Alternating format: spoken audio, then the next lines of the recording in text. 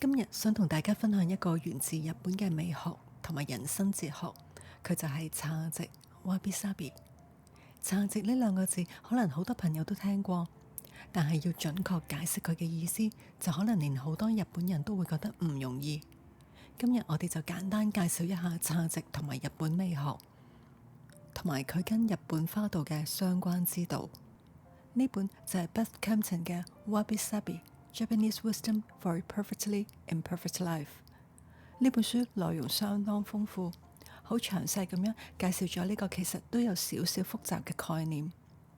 作者介紹咗佢嘅理論，同時亦都討論點樣可以引用呢個概念喺日常生活之中。我哋就用呢本書裏面嘅其中一句嚟開始今日嘅呢一集。引文開始：侘寂是一種對美的直觀回應，它反映了生命的真實本質，它是一種接受和欣賞萬物無常、不完美和不完整本質的態度，它是一種對簡樸、緩慢和自然生活所帶來的禮物的認可。侘寂是一種心境，在真正欣賞的時刻感受到，在一個不完美的世界中，一個完美的時刻。侘寂最初係兩個獨立嘅詞語，各自帶有深厚嘅美學、文學、文化同埋宗教色彩。侘 Wabi 係指簡樸中發現美，喺脫離物質世界之中尋求心靈嘅富足同埋寧靜。佢最初嘅意思係同貧窮、不足甚至絕望有關，但後來演變成為一個美學價值，代表喺簡約中尋求平靜、滿足，以及謙遜同節儉嘅心態。寂 Sabi 就係指時光嘅流逝、事物嘅生長同埋衰敗，以及歲月點樣改變事物嘅外觀。佢描述嘅係一種隨時間而產生嘅古舊感、修飾、同綠同優雅嘅簡樸。例如好似一件用咗幾十年嘅餐台，佢磨損嘅紋理之中透出嘅暗淡光澤，就係寂嘅體現。呢兩個詞彙喺日本文化之中都好重要，不過佢哋結合成侘寂呢個詞語都係近呢100年先至出現。日本人普遍係透過觀察同埋體驗去領會呢個詞彙，而唔係透過文字嘅定義。所以侘寂更多係一種個人感受，一種無形嘅印象，一個因人而異獨特嘅體會。侘寂同大自然有住密不可分嘅關係，佢提醒我哋世間萬物都係無常嘅、不完美同不完整嘅。大自然之中就好似櫻花咁短暫綻放，或者一片落葉嘅靜默，呢啲都喚起我哋對生命短暫而珍貴嘅感悟。好似喺日本茶道之中，茶室同器物都反映侘寂嘅精神，強調簡樸、自然同對當下時刻嘅珍惜。例如一個有裂痕嘅舊茶碗，喺侘寂嘅視覺下，佢並唔係瑕疵品，而係承載住時間印記、獨一無二嘅藝術品。裂痕就係佢經歷風霜嘅證明，係佢生命故事嘅一部分。呢種對唔完美嘅接納，令我哋學識放低對完美嘅執着，轉而欣賞事物嘅真實面貌。呢個唔單止講嘅係物品，更加適用於我哋自身同我哋嘅人生。喺現代社會，我哋經常被壓力、物質主義同埋對完美嘅無盡追求所困擾。侘寂就係一劑清新嘅解藥，佢鼓勵我哋活得更簡樸，少啲煩惱，專注於真正重要嘅事情。佢提醒我哋接受自己嘅不完美，盡力而為，放鬆身心，享受生活，喺日常之中尋找美。侘寂嘅核心係在於接受事物嘅短暫性、不完美性同埋不完整性。佢教導我哋喺殘缺中發現美，喺歲月嘅痕跡之中感受生命嘅深度。侘寂提醒我哋，真正嘅美存在於事物嘅自然狀態之中，存在於佢哋獨特嘅歷史同埋故事之中。侘寂唔係一種可以透過邏輯嚟描述嘅概念，而係一種心靈嘅狀態。佢邀請我哋打開雙眼同埋心扉，活在當下，欣賞每一個轉瞬即逝嘅完美時刻。佢教導我哋將精力投放喺當下，因為唔完美唔係一種妥協，而係生命旅程之中成長同真實嘅呈現。簡單嚟講，侘寂就係一種世界觀，一種對生命真實面貌嘅直覺式回應同埋美學觀念。佢教我哋去接納同埋欣賞世間萬物無常、不完美同埋不完整嘅本質。跟住落嚟，我哋講下花道啊。花道日語稱為 Ikebana， 意思係為花帶嚟生命。佢唔單單係一種插花藝術，更加準確嘅形容係一種深刻嘅心靈修行。花道同侘寂哲學有住密不可分嘅關係。佢將侘寂嘅理念融入到對自然之美嘅表達之中。花道嘅目標就係展現每個自然元素嘅內在之美，並且透過經年累月嘅學習，用唔同嘅排列方式去傳達花道者嘅情感。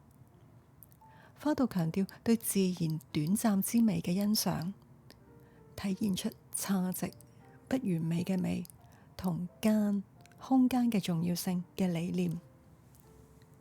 喺花道裏面，我哋唔會刻意追求對稱同埋完美，而係尊重花材嘅自然形態，甚至會利用枯枝、落葉啊呢啲好似望落去唔多靚嘅花材嚟營造一種獨特嘅意境。我個人就好鍾意呢一種意境。每次做完一個作品，或者見到同學或者老師嘅作品，我都覺得好有詩意，每一次都好想加首詩上去。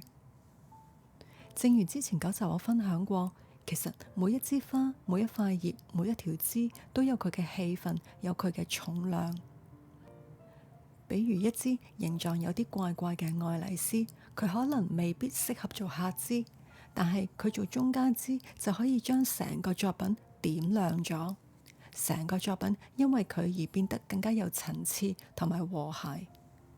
透過花道嘅練習，我哋學識點樣去觀察，點樣去感受，點樣去欣賞，點樣每一次同花材嘅對話。然後我哋就好似導演咁樣，將佢哋每一個放喺一個令到佢哋能夠大放異彩，能夠發揮到佢哋最靚嘅位置。每一次嘅花道過程都係一次自我內心對話嘅機會，一個自我觀照嘅過程，一個內心嘅修煉，俾我哋喺創作之中揾到平靜同埋和諧。對我嚟講，花道係一道令我開悟嘅大門，救贖我生命嘅修行。侘寂同花道可以點樣幫助我哋療癒 healing 同埋培養韌性 resilience 呢？首先，佢哋都鼓勵我哋活在當下。喺花道嘅創作過程之中，我哋需要全神貫注於手上嘅花材，感受佢哋嘅質感、形狀、生命力。呢種專注幫我哋暫時擺脫外間嘅紛擾同埋內心嘅雜念，進入近乎冥想嘅狀態，就好似我哋早幾集所講心流嘅狀態。當我哋沉浸喺花道嘅練習之中，我哋就會體驗到作者所講喺呢種完美嘅時刻，即使身處不完美之中。我個人嘅經驗就係經常做作品嘅時候都會廢寢忘餐，唔記得咗自己嘅身體狀況。然後我嘅老師就會不斷提醒我哋記得飲水，記得食嘢。因為嗰種專注，嗰種對花道嘅熱衷，真係會忘卻時間，忘卻自己。有啲乜嘢煩惱難處喺過程之中都會唔記得。然後完成之後嗰種滿足感實在難以形容，甚至有時望住個作品真係會有超然嘅感動。好多時我哋睇相片，花道嘅美其實係顯示唔到出嚟嘅。我哋研究咗好耐，究竟用乜嘢相片、用乜嘢相機或者係點樣影法先至可以將嗰種美麗、嗰種感動可以表現出嚟？因為要現場睇先至感受得到。我記得有一次有個朋友去我上堂嘅地方嚟探我，佢第一次見到日本花道嘅作品，佢形容佢好似去咗現代藝術館，現場欣賞作品嘅美，實在好難以筆墨嚟形容。其次，侘寂同埋花道教導我哋接受不完美。生活之中充滿咗挑戰同埋挫折，我哋經常因為達唔到預期嘅完美而感到沮喪。然而，侘寂提醒我哋，不完美就係生命嘅一部分，甚至係美嘅來源。而花道者就會利用花材嘅彎曲、斷裂，甚至係枯萎嘅部分，去融入作品之中，賦予佢新嘅生命同埋意義。就好似我哋嘅人生，嗰啲看似唔完美嘅經歷，往往係塑造我哋，令到我哋成長嘅寶貴財富。接受呢啲嘅不完美，我哋就能夠釋放內心嘅壓力，培養更強大嘅心理韌性 （resilience）。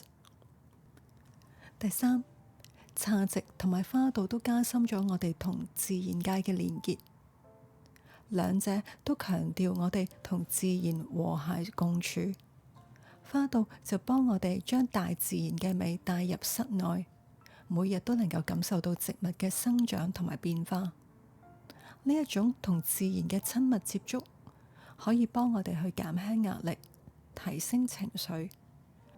其實好多研究都發現，鮮花對心理健康有住顯著嘅正面影響，可以減輕憂鬱、焦慮或者係煩躁嘅情緒，可以提升生活嘅滿意度。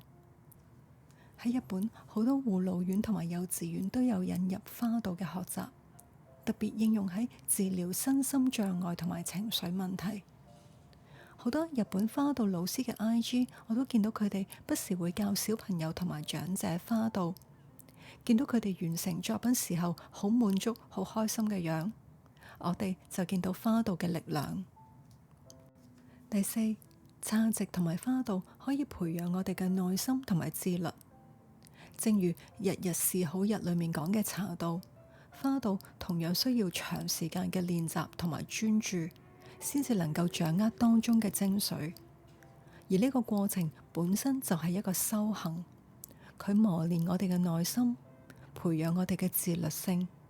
喺面對困難同埋挑戰嘅時候，呢種耐心同埋自律就會轉化成我哋內在嘅韌性，幫助我哋去堅持，克服難關。另外，侘寂同埋花道鼓勵我哋簡樸生活，珍惜當下。喺物慾橫流嘅社會裏面，我哋經常被鼓勵無止境咁去消費。侘寂就係倡導少即是多 （less is more） 嘅生活方式，鼓勵我哋喺簡樸之中尋找滿足。花道作品往往都係簡潔，但係有深切嘅意境，用最少嘅花材去表達最豐富嘅情感。我同同學之間不時都會講笑，點樣可以用3支花同3塊葉就可以整成一個令人感動嘅作品。呢種簡樸嘅生活態度，提醒我哋更加珍惜身邊嘅一切，感恩每一個瞬間，從而獲得內心嘅平靜同埋富足。侘寂同埋花道呢兩個看似古老嘅日本藝術形式，佢教導我哋點樣面對人生嘅無常，點樣去接受不完美，點樣同大自然和諧共處，點樣喺簡樸之中尋找真正嘅幸福。由於時間關係，今日我哋只能夠好簡單咁樣去介紹侘寂呢個概念。希望將來有機會我哋可以更加盡心嘅去分享。最後，我哋用另外一句侘寂嘅名句嚟結束今日嘅呢一集。Powell 喺2004年嘅書裏面講到人民開始差值滋養所有真實的事物，他承認三個簡單的現實：沒有什麼是永恆的，沒有什麼是完成的，沒有什麼是完美的。呢幾句說話就揭示咗生命嘅本質，一切都不斷變化。接受呢種無常，反而就能夠讓我哋更加珍惜當下，活在每一個瞬間。多謝你聽到呢一刻，希望你有愉快嘅一日，再見。